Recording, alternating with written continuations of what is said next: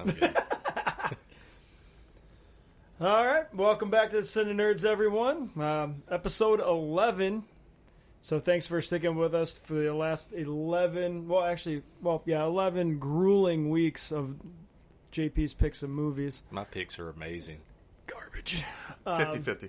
But I'm James. I'm JP. I'm Ryan. We are your CineNerds, and today we're doing my pick. I picked 1989's The Abyss. James Cameron kind of had a career everyone wishes they had, I'd say, in film, wouldn't you say? Well, I mean, James Cameron is kind of one of the guys that's done it all. Everything. Yeah, everything. I mean, the guy started, and I don't know if a lot of people even realize this, but he started a lot of his early career working with Roger Corman, doing low-budget exploitation films and things of that nature. I believe didn't he do one of the Piranhas? Yes. He did. His first two directors, Piranha chairs. 2. Yeah. Was that? It was 1982. Piranha. I thought it was was Terminator and Aliens.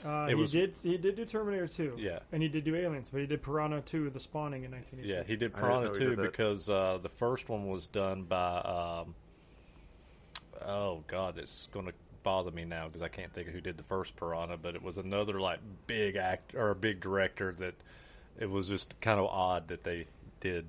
The thing that I find funny here is his...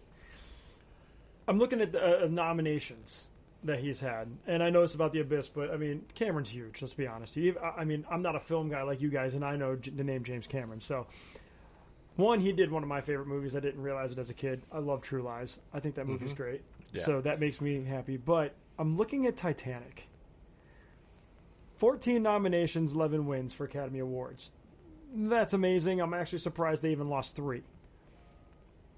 But the BAFTA Awards, 10 nominations. Goose egg. Couldn't get 1 out of 10 with that movie. Something's weird about that. I kind of actually want to dive a little deeper into see who they lost to, because that's a little Golden Globes, 8 nominations for Titanic, 4 wins. Okay, but a goose egg. Something not right there. Oh, first Piranha, Joe Dante. The fact that your brain I don't know Joe brought Dante. that, Yeah, I'm not I'm familiar. back to eating my candies. you know Joe Dante. I probably do You- because yeah, it's like your Albert Pine when you. well, no, started going- he's Joe Dante's done a lot. He did, was it Gremlins? He's done a lot of films like that. It was a lot of the films we. I've never seen Gremlins. Did you say always- Gremlins or Kremlins? Because I thought that would tie us into this whole Russian sub thing. Gremlins. Kremlin? No. Boo. Ready for another boo? You ready? Knock knock. Boo. Give me the who's it. Come on, you got to run with Let this. him do it. Come on, I don't want to be involved. Who is it? Harvey. Harvey who? Harvey, ready to have fun yet? Let's get into the abyss. It's been 3 minutes, 45 seconds. Thanks for tuning in. I'm done. Couldn't go 4 minutes. So I'm assuming everyone has seen this film before. I saw it once when I was younger, so that's why I picked it, because it's been on my list literally for years. I think about it randomly. I'm like, I need to watch that again. So this was I felt like this was the perfect time to do that. I love this movie. I really do. Like, there's no slowdown. There's no bad parts. There's no... everything made sense. I'm not a big alien person and extraterrestrial weirdness, but they did it right, in my opinion. It wasn't overly annoying. It was done tastefully well. I love quite a few of the actors in this movie. I've always loved Ed Harris. Mary Elizabeth, I cannot say her last name, but I loved her as Maid Marian. I thought she played the part really well. So there's really good cast, really good acting. Would have actually loved to see, I would love to see how it was made. I know. I looked it up. I did look up some stuff. It was done in a really big production. Yeah, it wasn't like they didn't go out in the middle of nowhere and do this. I remember watching and I want to say it was probably on HBO or something in the 90s. How they always did the behind the scenes, or like little documentaries on like big films that were coming out. And I believe I watched one on this because I remember they had like this pool that was in a like a warehouse or power plant or something, that they actually built the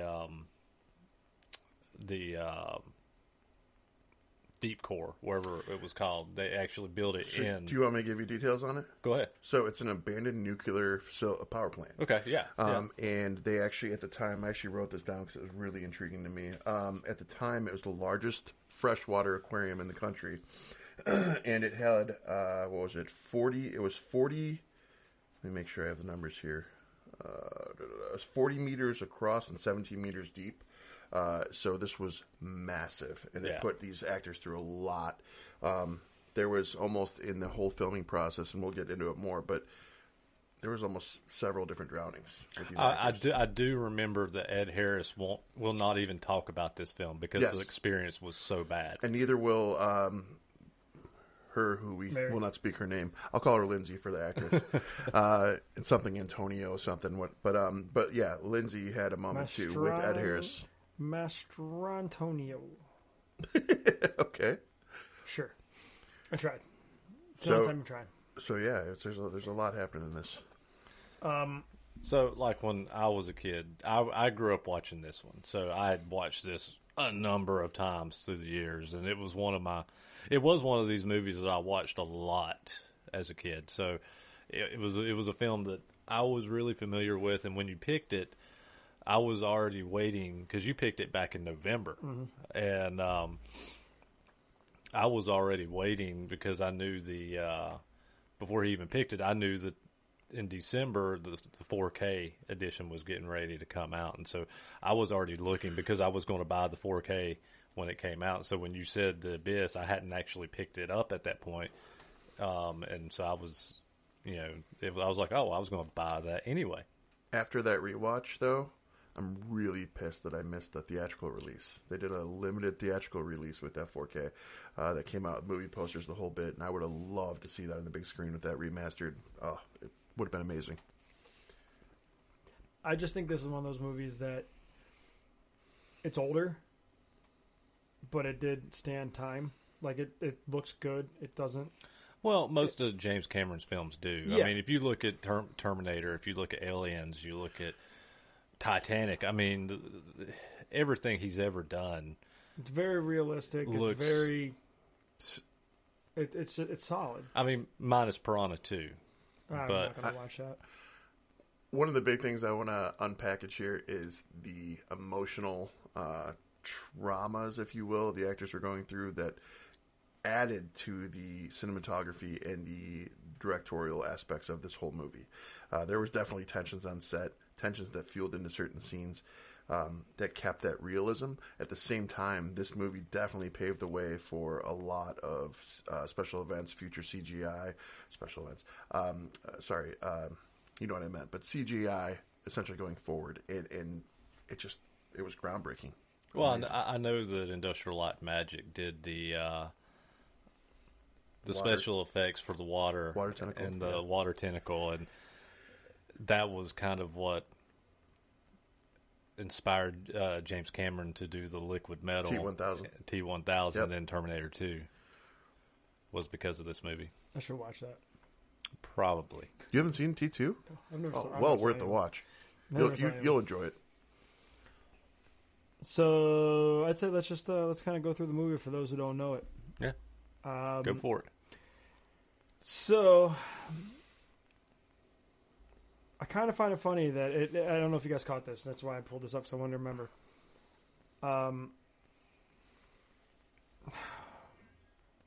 Find this real quick. So this movie is actually set to be ahead of time of when it came out.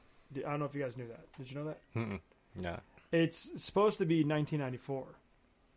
Okay. Which I didn't realize that. But long story short, and I'm probably going to simplify this too much for you guys. You guys tend to go into more detail, but It always, I felt like this time period of life, it was always about the Russians, and Yes. like The Saint came out like years later, and it was still about the Russians. Like it was just, but they're looking for nuclear warheads, and they know where it's at, and they want to go get it, and shit happens, and the vessel that was underwater ends up crashing. They end up sending. They were oil. Is that what they were doing? What was Bud? What were they? I can't remember now. Yeah, they were. They were deep sea miners. Deep sea miners. And the only way that they were close enough that they could trust to go find if anyone was alive. They knew damn well no one was alive. A little more to that too. There was a storm that was coming in, a hurricane. True. Yeah. And the hurricane was making it difficult for the rescue crews to reach them in a timely manner. And I believe, if I remember correct, by going through the miners, it was a 15-hour turnaround to get the survivors. You're 100. Yeah, I forgot about that. And I don't think it was ever a rescue mission. I think it was more. No, that's they masked it as a rescue mission. Yeah, it was more. No one was alive. They knew no one was alive. It was more get there to get the warheads out of there before. Exactly, and that was the only part of me that's like that one dude took it so serious about just the mission that it angered me. Are you talking about Coffee? I can't remember his name, to be honest the with you. main villain kind Yeah. of guy? Michael so Biehn. Michael Biehn. Yeah. Which I find funny, even though it's spelled differently, Bean, but his name was Coffee, and that, so I thought that was kind of funny. But he had what's called HPNS, or high pressure nervous syndrome, and you can see this spiral downward. Of him. You like, watch he mentally him loses loses his mind. And Lindsay, the character of Lindsay, she actually starts giving the symptoms of what that is as it unfolds, and she's trying to explain it to him, and he's quick to be like, "We know, we got it, we're SEALs." Blah blah blah. Like, he starts being really cocky, and then you see, like, not even like a couple minutes later, after they've gone through the decompression process, his hand starts to get the shakes, and you see that start to spiral. And it's like a decompression psychosis type thing, and it's a real thing. I actually looked into this. I was like, is that real? I think you'd get it. What? I probably do. I don't. First of all, he would have already lost his mind because of that being in close quarters. Yeah. all the No, time. you got to understand. Like, he needed off subject. Sorry, he needed a pill. He needed an anxiety pill.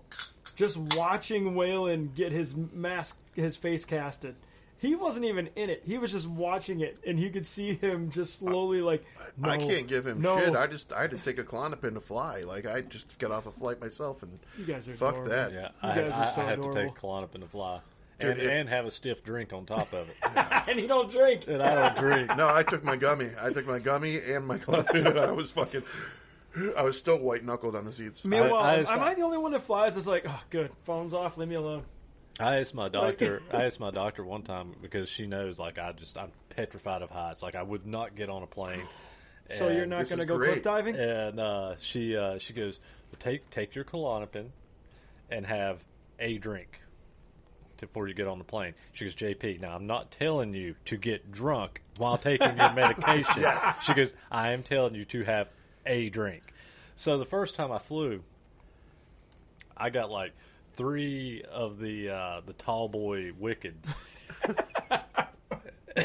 and took. What is wrong with you? Wait, it gets better. No, it doesn't. It does. I didn't take one of my pills. I took 2 of my pills, and then I downed 3 of those tall boy wickeds, and I don't know how I got through security. I'm surprised you're not on a no-fly list. I don't know how. I don't even remember going through security. So let's rewind here. Let's give a little. I want to give a little context to you guys So watching. now you want to fly with JP just to I watch this do. unfold? Well, no, I just want to have drinks with him. If that's the way if that's the way we drink, that's the way we drink. Anyways, no. So we all kind of have our own fears. Actually, what's your fear, James? What are your fears? Fat You have girls. you have no fears. I mean, Like the dentist, needles, No. anything weird. dude, you not see how many tattoos I have? I have tattoos too. It's still a control aspect. I hate needles. I have over time trained myself to just go, is what it is. Here we go. Yeah, no, that goes right out the window with heights for me. Or sharks. Sharks coming up from the bottom of the depths to kill you and drag you down. And yeah. But JP is also heights and claustrophobic, yes? Yep. So this is going to be interesting. So at the end of this, when I tell you guys my next choice of movie, you're gonna shit yourself. But let's go back into Abyss. We got off topic like normal. I'm hoping now at some point I have to fly with JP because this is going to be. I'm going to have reels for days to put on Facebook. Oh, everybody has a blast when they fly with me. Oh my goodness! All right, so they send the SEAL team in. I can't remember now. What did they say? What was the reasoning they were there though? Their reasoning they were there. They were just like to help. Yeah, they were a safety net to make sure that it happened. That's what I but thought. They had the alternative. But they were there for. They Mission. knew what they were there for, and so everybody that's drilling and mining is now going against them. They're just trying to stay alive at this point. Like they realize what's going on. They realize why they're there, but they're just trying to stay alive at some point. Like one of my favorite parts was when Bud and the other guy went out and had to swim to find the holes to get in to try to get in that room because he locked them out. I actually like that part was. I thought it was a pretty cool part, you know. But something that we haven't touched on yet. So, Bud and Lindsay are estranged. Estranged husband and Still wife. married. I was going to go down this road too. Still okay. married. But there's a correlating thing with And that. a lot of hatred. A lot of hatred. Did you know Cameron was going through a divorce while he's filming this? No. And Lindsay's character is based off his ex-wife. Perfect. So that's where you get all the hostility. He has the happy ending towards the end, but you start to see this be projected. And like one of the focused scenes was when it wasn't Bud that was doing it. It was Coffee that was doing it. But he's like, since I met you, I wanted to do this, and he puts the tape over her mouth. That was a Cameron moment where he was definitely putting his personal life into that world, and I really was here for it. I love you, Jess, but yes. It was fun. It was fun watching their banter, though. It wasn't annoying. It was. I mean, like it was real life kind of banter. You could tell like there was love there at one point, and there still was obviously, but you could tell it's really buried under resentment, and honestly, maybe a little bit of jealousy on his part. I mean, she designed the whole thing. She's a fucking genius. And he was just the grunt. Yeah, he was just there. Yeah. So there's probably a little bit of resentment and a little bit of jealousy in there, just of that nature. But this guy, they end up having to go out and go to try to get the nuke, and they don't know how deep this suit can really go. And it was really well. Hold on, I guess I went a little too far. Before that happens, she's dead. Like the whole thing, water busts in. Like they're trying to close doors. They're calling. Basically, Bud had to make a choice to not save people because he had to shut the door. Yeah, because he had they couldn't get the door to shut. The Marines or SEALs or wherever they were take the sub to go get the warhead. Yep. And during that time, the hurricane comes through, and they were needing to detach from the cable, but the sub they needed to detach the cable, they took. And so they couldn't detach the cable, and so when the hurricane hit, it started breaching. Fucking everything up. So let me rewind a little bit here. So since I already enjoyed this movie and already knew about this movie, and I'm a big fan of the movie, I was more intrigued this watch through of the kind of behind the scenes aspects because of all the intensity and the spite that was going on amongst the cast. Did you know that scene that you love with Ed Harris is the scene that he drowned? He drowned. I'm not surprised. Cameron kept filming knowing that there was an element of something going wrong. He didn't know what. And Cameron kept filming it. And when they finally resuscitated Harris, he stood up and he laid out Cameron. He punched him. Yeah, he punched James Cameron. And I found that like, holy shit. Like that if that doesn't embody showing you what these people went through on this cast, I don't know what does. That's insane. I'm not surprised either because that was a long. I mean, you're watching film. You're assuming things are spliced up. You're assuming you're still underwater. You're still there's got to be some kind of preparation to get your body prepared to do something like this. I used to lifeguard as a kid, when I was younger, and I used to go to the rec center and go swimming all the time. We and were I both used to, lifeguards.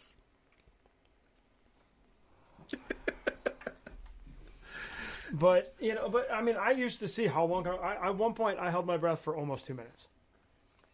Now I probably couldn't go 25 seconds.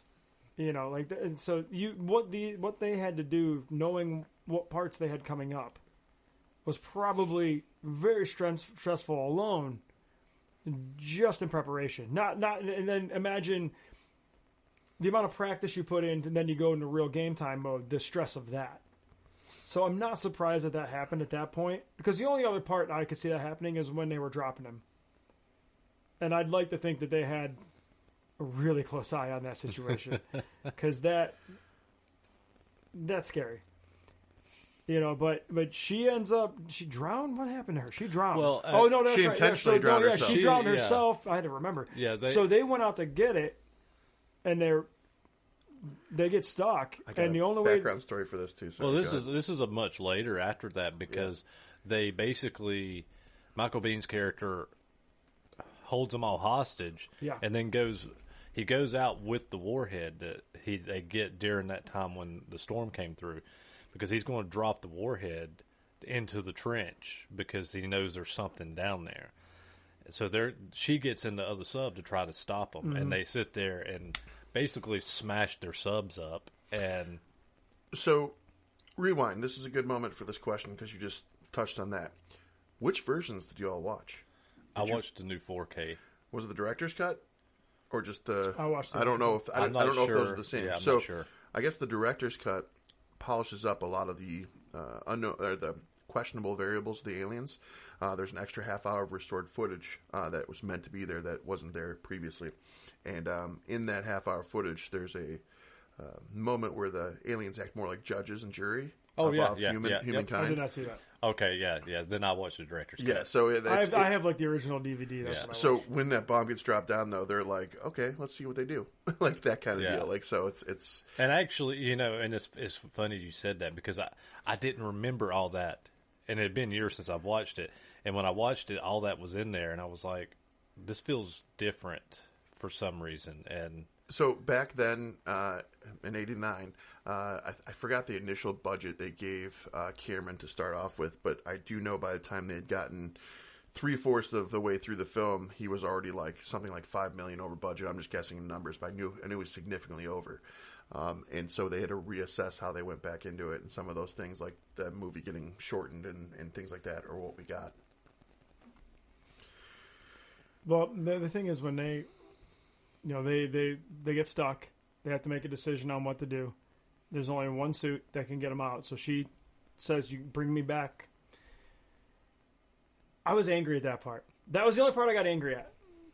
But I'm curious if you guys know why. Can you figure out why? Because of the lift that she put on his shoulders, the weight and responsibility? No. No? Okay. No, not even that. a lot of times there's a backup air thing. Not that. Okay. Why did he just go? She didn't have to drown before you left. Just go. You could have been a quarter of the way there in less time of her I gone. thought about that. Go. I thought about that. And the reason I think it was advantageous to have her drowned that moment was instead of the emotions that are fueled behind her drowning while they're underwater. I think that would have slowed them down and slowed down the intention because you're worried about the moment. I feel that if it was me pulling my wife and this was the decision that was made, I would have been going even faster. I wouldn't even, not to say I wouldn't care about the moment, but I would have been going as fast. I mean, granted, he probably went as fast as he could anyway, but it's now you have a mental state of hold down that words. You could try to get back before she's even gone. But those words, being a former lifeguard, I don't know if you were put in the position, but like, I saved one kid. Well, when somebody's going down, it's a state of panic. You're flailing and going nuts. True. You don't expect so. But I would like to think that they should know better and she should just deal with it because of the situation. They're always in water. They like this is what they do. Just a movie. It is what it is. That was the only part that got me angry. Fair.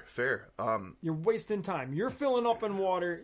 Either of you, just go. While we're at this point, though, yeah. So when the resuscitation comes into play, So this was an interesting scene for me because I did the deep dive on this part too. So they dilated her pupils to give the effect of the death further. She was already in the cold water, so her color was a natural tone. Yeah. But Ed Harris, because they were all about method acting, he was actually hitting the shit out of her. And that's what they wanted to happen, and she was good for it. But when they kept doing take after take after take, beating her up, she finally was like, she screamed at Cameron at one point, "We're not animals." And she stormed off the set, so they couldn't finish the rest of the scene. So I thought it was really, really amazing, the creativity of how he spun it. It was the camera angle up at Ed Harris's face, and they put sandbags in place, and he's acting at sandbags and hitting the shit out of these sandbags to get that vibe. And I was like, well done. After knowing that and seeing it, yeah, I was like, he really fucking drove that home. Like, I believed he was actually on top of her, bringing her back to life. Does this make you look a little differently at him, being that your two main actors have gone off on you? Do you consider him like a genius, or do you consider him like maybe he's a little bit I of a consider maniac? him a genius because he was just as vested in this as they were, because he almost drowned as well on this set. So, okay. I'm pretty... And I believe... I don't remember if this one's correct. I think he plays an extra in the water, one of the bodies.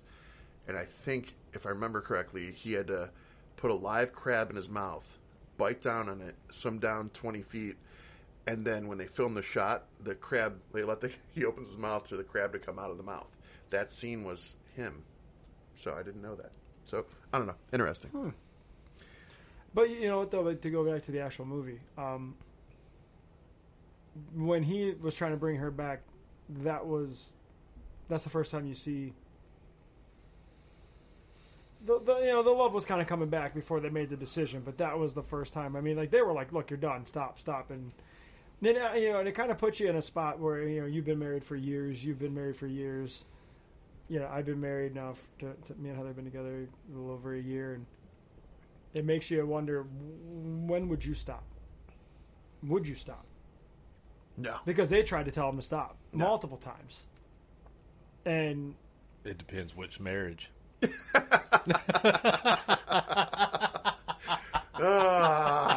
So much can be... Yeah, anyways. And that was The Abyss. Thank you for joining us. I would literally end it right there.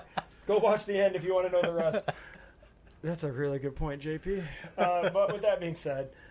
But, but seriously, though, I mean, like, I was sitting there, you kind of tear up a little bit, because you're like, damn, like, I mean, he played the part so well. The emotional, vested, like, and everyone there's crying. You got the guy with the rat, which I love the rat. I do. Like, I don't like rats, but that rat was, that was... Do you know... I was going to say, do you know that the liquid oxygen... Do you know what the BBC, what happened because of that scene? I don't know about that, but I do know that the liquid oxygen... is real. Oh, no, I've watched the thing about that. I've actually recently looked up into that before they really did put that rat. Not just that rat, there was 4 rats. Yeah, in that liquid oxygen. Now, animal cruelty is a big thing in the UK, though. So because of that scene, The Abyss was completely banned from that because of that. They were worried, even though the animals were all proven to be fine. The 4th rat that they used, I guess they were concerned because of that one went into cardiac arrest, and when they handled it, they pulled it by its tail, and these were the things that they used for justification, right? But it was so cool that Cameron himself did chest compressions on this rat when it went into cardiac arrest, and then kept it as a pet. So I think that's pretty cool. That's awesome. But yeah, the liquid oxygen is real. But what I read, because I actually went into a little rabbit hole on that. That's and a rat hole? That I said rat hole and his cat meowed outside the door. Sorry, couldn't have been more perfect timing. But the liquid oxygen, it doesn't produce enough oxygen for humans to use, from what I was reading. But for small animals, it can, it produces enough oxygen so that they can breathe it and they can survive breathing. And there was a scene where they were supposed to, the actors were going to be using that in the scene, but not really. Because at that time it was experimental too. So I don't know where they're at with that now. From what I've read, that I don't think that, or publicly anyway, there was nothing that said that they were any further than they were back then with it. I do think it was a lot though in a movie, considering you just get her back and then right away they're like, okay, now you go in there. Like the whole role reversal. Like, I mean, at the end of the day, they're at the bottom of an ocean. Anything can go wrong at any moment. There's a crazy dude with HPNS who's got a nuke. There's a whole bunch of fuckery happening. So I guess those back-to-back moments can happen, though. Well, the end of this movie, Bud, he's sacrificing himself. Let's just be. I mean, he is. He tried. He is not expecting to come back. And he gets sent to the deepest, darkest part of the water that no one would ever want to go to. Yeah, he goes down the trench. Yeah, that is. I mean, I can't remember how far it said they went, but I mean, and he's got a little pad. He can talk to them. He can't speak because of the liquid oxygen. nitrogen, oxygen. But he's, he can talk. And she's talking to him and trying to, and then, he starts getting a little funny, obviously. And I'm sure technology's not. I mean, it's 1989. That's not going to work that great down there. But he gets down there and he finds it and he cuts the right wire, which was kind of funny because, he's like, cut the blue wire and you can't tell. And she's like, all right, get back up here. And he just writes, I think I'm going to stay a while. Yeah, he's like, we knew it was a one-way trip. Yeah, and it's just, it's sad. It's pretty sad. Like I said, I'm not a big alien. Talk about that in another episode. At this moment, I'll remind James that earlier our conversation before we started filming was that I was calling him emo, and he said he was not emo. That was a very emotionally. There's a difference between being emotional and there's a difference between just being a crybaby. Yeah. I don't listen to emo music. Fair. I've never been to an emo night. I haven't either. I refuse to go to one because I don't like the music.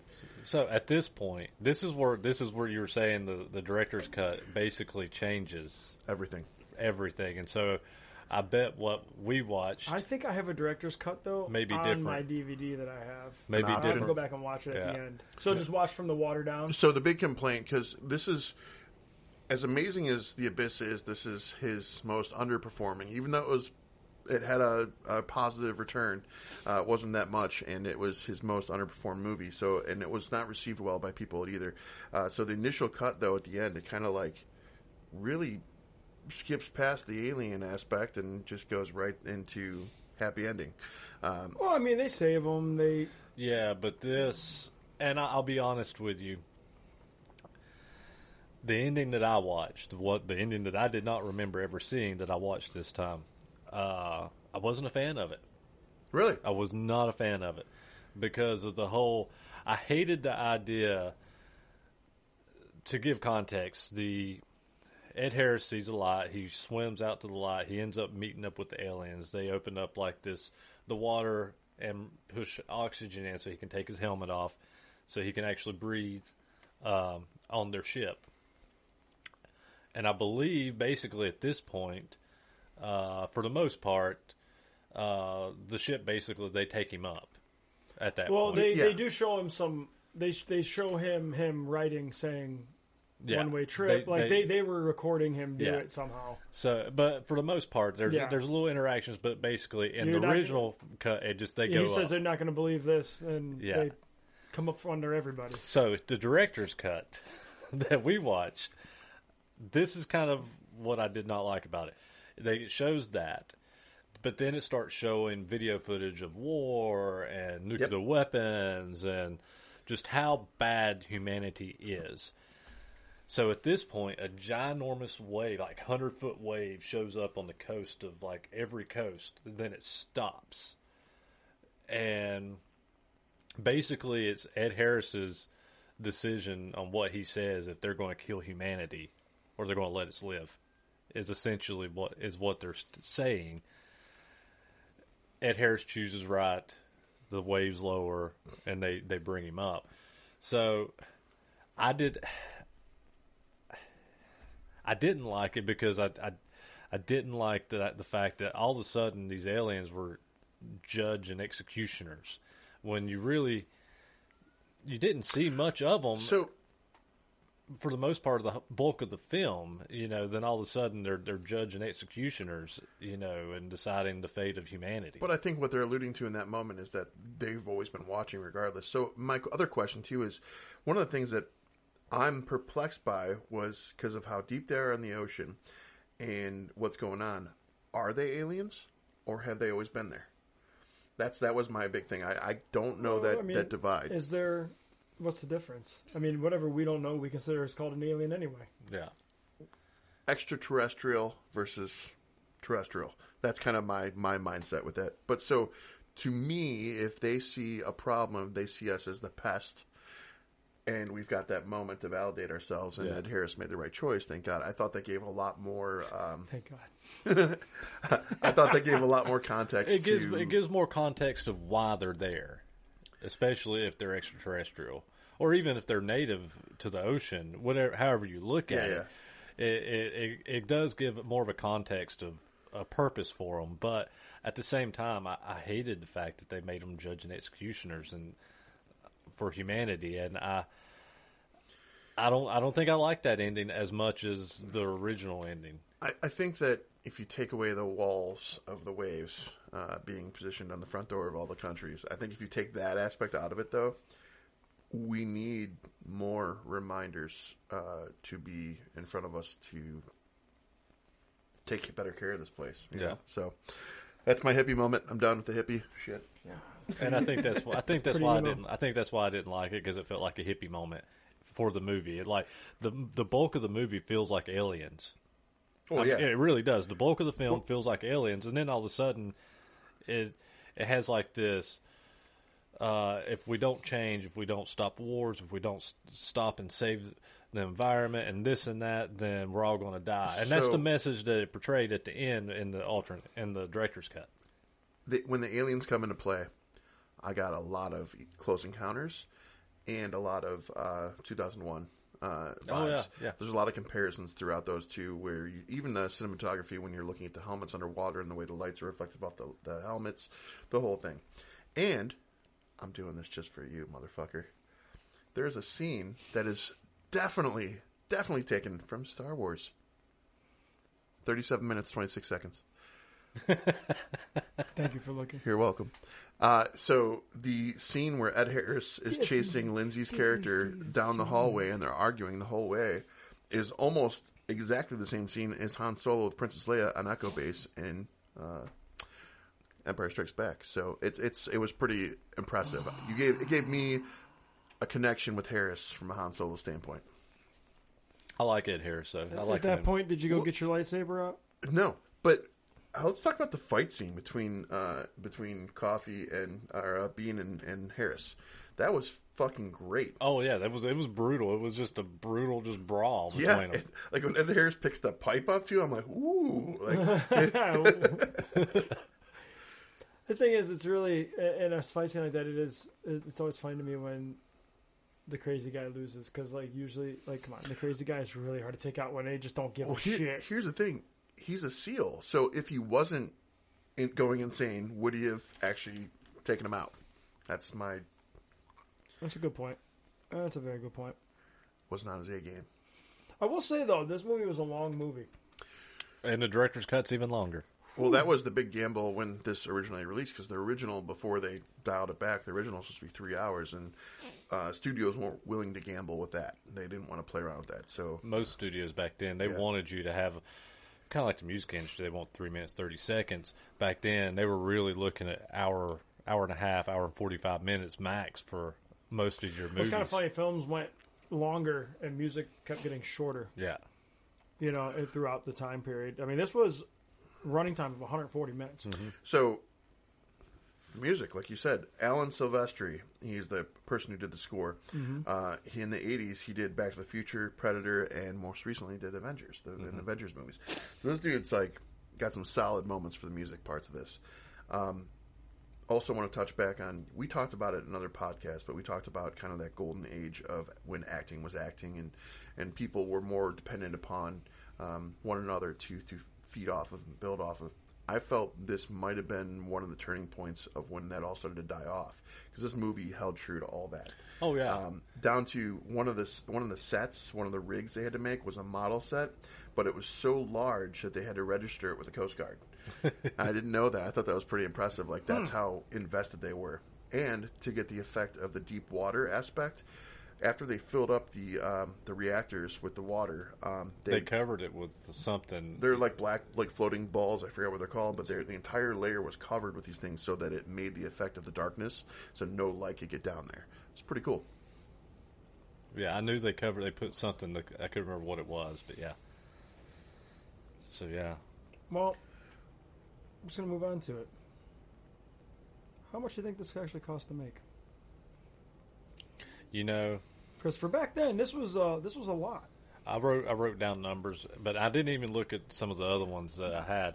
But I honestly don't remember what numbers I wrote down or what, so I honestly don't know. What do you think is an outrageous number for this? An outrageous number for this would be, I would say, about $100 million. Yeah, it's way over that. It was way under that. Yeah, if I had to make a guess, I would say it's around 50. I've got here says between 43 and 47. Yeah, and I'm sure they don't have the exact because of all the changes that had to be done. Well, 43 was the initial, and then it ended up being 47. They went $5 million over. Okay, so 48. So that was the initial. Yeah. Box office though, I don't feel like it was bad. No, I mean, it may have been like one of his worst, but that's like saying like one of the biggest bands out there, their worst record was still a success. Well, if a movie makes money, it's a success. Right. Was it between 56 and 60 million? 90. Yeah, it was 90. I do know it was 90. Because somebody told me, like, when I heard the initial cost, and then I heard it only made $9 million. No, I think that's domestic. I think it did get a worldwide, and so I think overall it was like 90 or 91 million. Yeah, which is not bad. I mean, that's not a loss. No, it may not be. It wasn't Terminator 2 money. Right. It wasn't Titanic money, but it was. No, but there was theories in my rabbit hole exploring as well that because you said Terminator 2, there's theories that this all happens in the same universe with Cameron, because the petroleum company that was in the Abyss was called Benthic Petroleum. And then one of these scenes, Benthic I guess means deep in the ocean, but one of the scenes in T2, they have a stickered logo of Benthic Petroleum in it in T2. So kind of cool. I mean, in all reality, I know he's done a lot more. You know what? I'm just going to pull it up here for filmography. The feature films that he did was Piranha 2, then he did Terminator, then he did Aliens, then The Abyss. So this was his fourth major film. Yeah. Then he did Terminator 2, True Lies, Titanic, and then Avatar. He's got two more. He's got to do still of those. Which I gotta be honest, the first Avatar I hated it. I was the second Avatar I actually liked a lot. I haven't watched it yet. Yeah, it's totally different because here's the thing: the original one, the last 45 minutes could have been taken out. Just the in and out shit could have just been gone.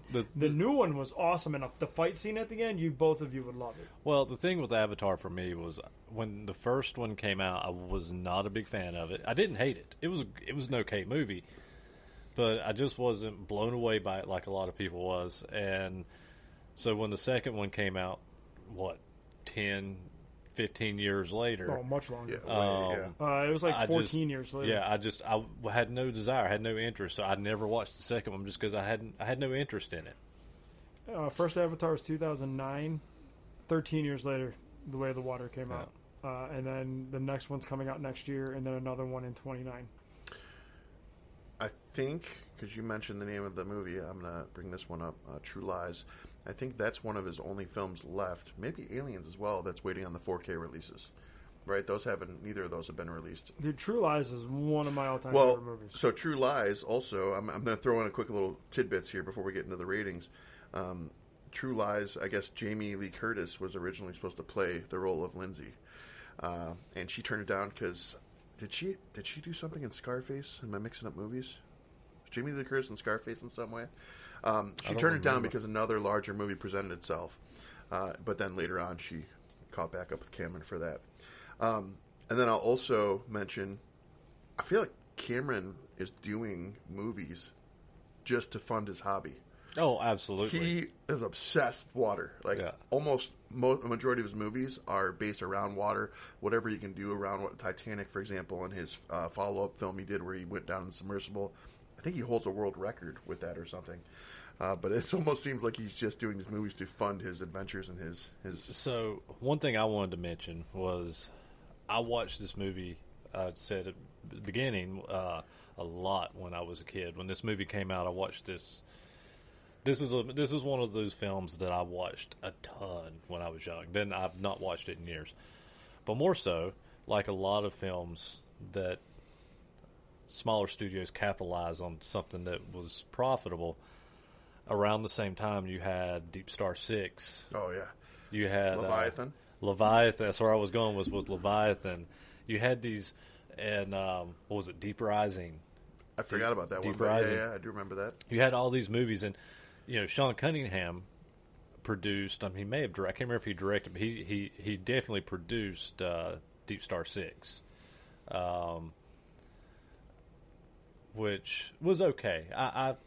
I enjoyed that movie, but Leviathan, I love Leviathan, and I actually watched after I watched The Abyss here before, like a few weeks ago, before we were going to record this episode.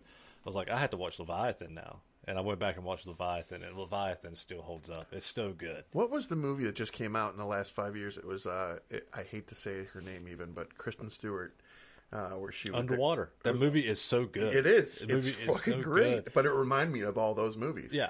So, it's very good. Yeah, though, honestly, Underwater is one of the better... I'm not a Kristen Stewart fan, but that movie is so good. And it's... Closet. It's so claustrophobic, and then it has the whole Cthulhu aspect in it, and that movie's so good. The Kristen Stewart I put in that category of Megan Fox, where like, sure, I like to look at her. Do I want to hear her do an interview? Fuck no. Well, I'm not a fan of hers, but she's done films I like. I love Underwater. I like American Ultra. I didn't see that. Oh, it's so good. It's basically and Walton Goggins is in it. It's basically a violent. You know what? Here's what you're going to drive me to. I've been in depth thinking about this for the past 2 weeks. I'm like, I feel like we need to get a more well-known actor to come on the show and really, really drive it home. Who should I really go at? But somebody who's approachable and reasonable to grab. Walter fucking Goggins. And I had to put fucking in there because that's what we say. But she also did that movie Adventureland. I liked Adventureland. I don't know if you ever saw that one. I did. Was that with Clooney, right? No, it was with Ryan Reynolds and Jesse Eisenberg. I mean, I didn't. And American Ultra is her and Jesse Eisenberg. I do know. I knew the acting in those two, yeah. But yeah. I'm thinking of, is it Tomorrowland? Tomorrow World? Tomorrow World. I never watched that. Yeah. All the movies start to blur together at a certain point, so. If you like The Abyss, watch Underwater. That's all I had to say in the last 10 minutes. Jesus. What do you give it? How many nerds? I should have brought nerds. Realizing now that I watched the director's cut, I wished I hadn't, because it kind of made me hate the ending of this movie. And based off the theatrical, because that's what most people have seen. Or give both. I'm gonna give both. I think if I think if I had double watched, rating. I think if I had watched the original theatrical version, I would give this. I'm gonna give it a solid 4. I'm gonna give it a solid 4. Theatrical. That's theatrical. The director's cut that I watched this time, the ending, I hated it to a point that I would probably lower it as far as a 3.2. Oh, that's quite a drop off. I hated it. For just a few minutes? I hated it.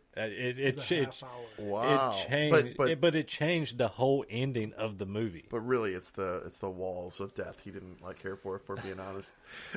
He got claustrophobic while watching the movie. Okay, well, for me, there's three different movies kind of happening here. You've got a movie based on the Cold War, you've got a love story, and you've got a sci-fi story. And I'm here for all three of them. I thought they were great. I thought this movie delivered well when I was a kid. I thought it held up over the test of time as well, even with the director's cut version. So I'd probably do theatrical 4.2 nerds, and for the director's cut, a 4.0. So you lowered the director's cut as well, But only 0.2, not a full. Jeez, Yeah, that was a full nerd. Yeah, Want one? no, Because at the end of the day, I'll dig deeper in that here too. Knowing what I know now and doing the deep dive for behind the scenes shit that happened in that movie, all the intensity, all the shit, all the emotions that came together to make this movie get executed, that director's cut version can't take away now what I saw in the emotion and the acting and the things that happened. So I'm a fan. This is, and I'll explain why I don't like why it really made me hate that version that I watched. I thought you already explained that. It kind of. I get why people will like it. That ending. I understand why they will like that ending. I hate it because it felt like a forced agenda.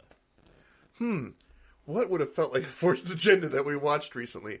The party animal? What forced agenda? Your He's just whole trying to life. get laid the whole time. And you making us watch it. There was two of them. You fuck. Two of them. Listen, the party animal wasn't that horrible. I can't be that Watch your mean. mouth. Oh yeah. Anyways, We're not doing that again. Go back to your. Oh no, I'm done.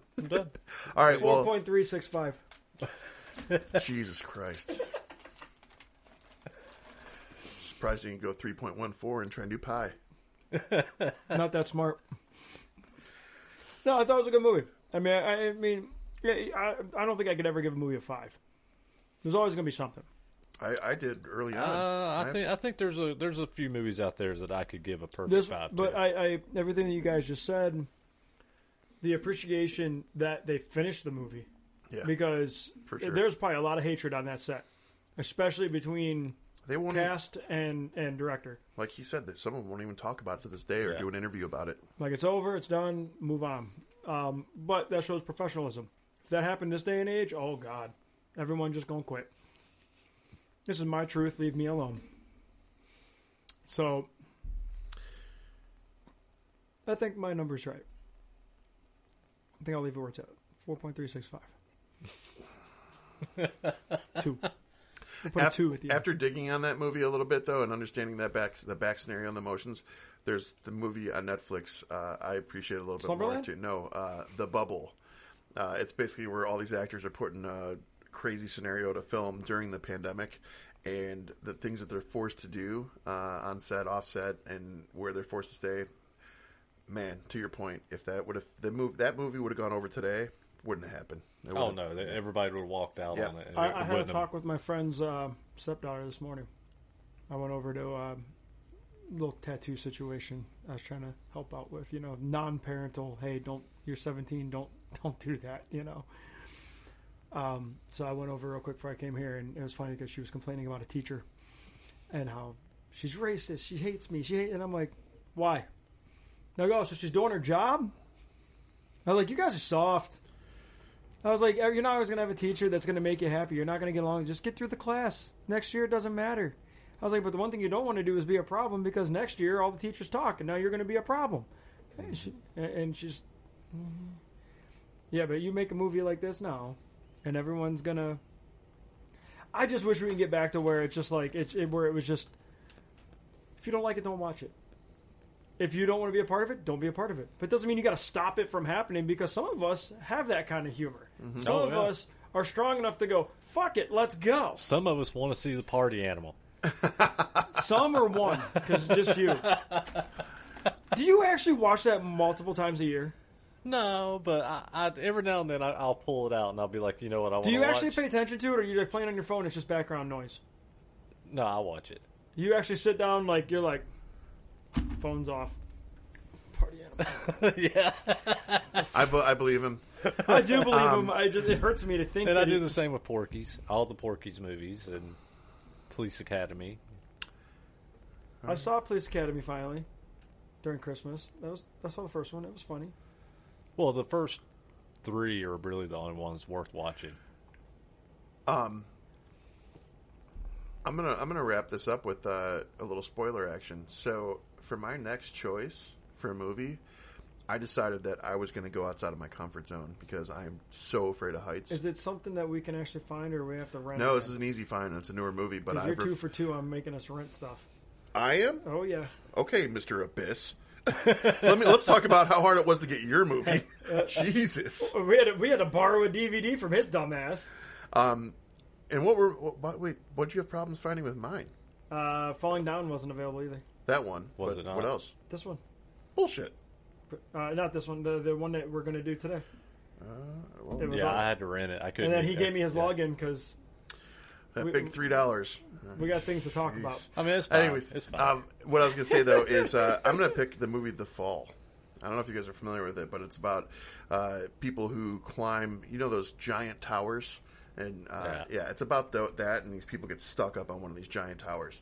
And I'm deathly afraid of it. I've put it off watching it. I've heard good things about it, but I just want to feel that. The Fall? Yeah. All I'm finding is a TV series. I know what he's talking about. Yeah. I want to find that element again, like I did when I watched Night of the Living Dead for the first time, that something makes my stomach drop, and I actually can feel the horror of what's going on. So I decided to challenge myself, and even though I hate heights, I'm going to go that route. I've actually got my next 3 picked. Oh, wow. Next 3. Oh, so. It's just called Fall. Well, okay, Fall. Well, there's a crime film called Fall, The Fall, in 2008. Jeez, you're slow at finding this stuff, huh? And then there's The Fall in 2006. So anyways, we all have given our ratings. Guys, if you're interested, please check us out. 3cinenerds@gmail.com is the email. Start sending us what you guys want us to do, because I'm getting tired of JP's picks. Yeah, seriously, and maybe we'll put up some more polls in the future to have you guys select some movies. No, I don't trust them. Never mind. Don't do it. Never mind. I forgot. Never mind. I don't trust any of you fucks. Hey, if we do that, there's been so many people that have. I don't know how many people have commented and messaged me saying, "You need to watch The Leprechaun. Review The Leprechaun." And I am all for it because Warwick Davis is a national treasure. Disney doesn't think so right now. Disney doesn't think so. I think so. You guys suck. So I'm all about doing The Leprechaun at some point, but that is if we put a poll up, that is the kind of films that they are going to choose. You don't know that. Never mind. We'll see. No, I do know that. I do know that. It's already been proven, and I've been in the chats where they've said the stupid shit. You're setting yourself up for them to choose these things for you. They're going to do it anyway. No, it doesn't matter if I did or not, because this is just what... You can look at it like this. If they were to choose Leprechaun, you get to see Jennifer Aniston. It was her first film. Oh, yeah, it's a great time for her. Oh. It's the only thing Friends did right was the temperature settings in that set. All 3 of those women always had the best shirts on and the best weather indicators ever. Turkey's done. Yes. Anyways, 3cinenerds@gmail.com. Send us the suggestions. Send us whatever you got. We want to hear from you. Also, if you are looking for whatever streaming platform you're choosing these days, go onto our bio on our Facebook, and you guys can find everything there in our link tree, including our merch store. So check it out. Please click like, follow, subscribe. Please share. Sharing is caring. Anytime we post a video or an event or a flyer promoting an episode, tell your friends, share it. That helps more than anything you can do, other than watch and listen. So, why am I getting flipped off right now? That's where I'm at this point. Oh boy, he's mad at me again. I'm going to make my list that then they can choose from. No. I mean, it helps. I mean, we can do that. We can do a poll with your list. Then I can make a poll with my list. Your list is everything that they want to watch anyway. No. I'll do a list of nothing but. Again, I'll drive home. I'll drive home the fact that we are all very diversely different in our movie taste, music taste, the whole bit. So we all bring a little bit something different to the table. All right. Well, hey, this was The Abyss. Thanks for hanging out with us. And we'll see you next week. CineNerds out. Bye.